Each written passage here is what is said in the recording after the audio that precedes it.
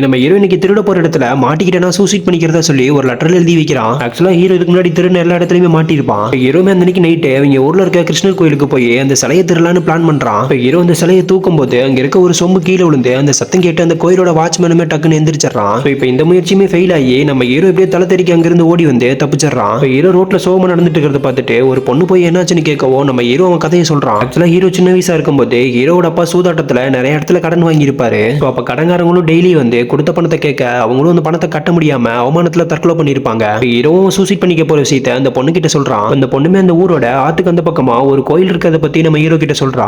உடனே ஹீரோவும் அந்த கோயில் இருக்க சிலையை கொள்ளையடிக்கலாம்னு சொல்லி பிளான் பண்ணி அந்த ஆத்துல குச்சி அந்த பக்கமா போறான். இந்த பக்கம் வந்ததும் எப்படி ஒரு வழியா அந்த கோயில் இருக்க இடத்த கண்டுபிடிச்சு அந்த கோயிலோட கதை உடைச்சு அந்த சிலையுமே திருடிடுறான். திரும்ப வரலாம்னு சொல்லிட்டு அந்த சிலையை ஒரு கையில வச்சுட்டு நீச்சல் அடிச்சுட்டு வந்துட்டு இருக்கும்போது நீச்சல் அடிக்க முடியாம தண்ணிக்குள்ள மூழ்கிடுறான். பண்ணு பார்த்து கரெக்டா யாரும் ஹீரோவை காப்பாத்தி கரை கொண்டு வராங்க. ஹீரோ கரையில கண் விழிச்சு பாக்குறான். பார்த்தா முன்னாடி ஒரு அம்மா உட்காந்துருக்காங்க. ஹீரோ அந்த அம்மாவை பார்த்து நீங்க யாருன்னு கேட்க நான் தான் அம்மன்னு சொல்றாங்க. ஹீரோ இது எப்படி நான் நம்பதுன்னு கேட்கவும் அந்த அம்மாவும் அவங்களோட உருவத்தை மாத்தி அம்மனா காட்சி அளிக்கிறாங்க. ஆனா அப்ப கூட நம்ம ஹீரோ அந்த அம்மனோட நகையெல்லாம் பார்த்துட்டு இதெல்லாம் வித்தா எவ்வளவு போகும்னு சொல்லி யோசிச்சுட்டு இருக்கான்.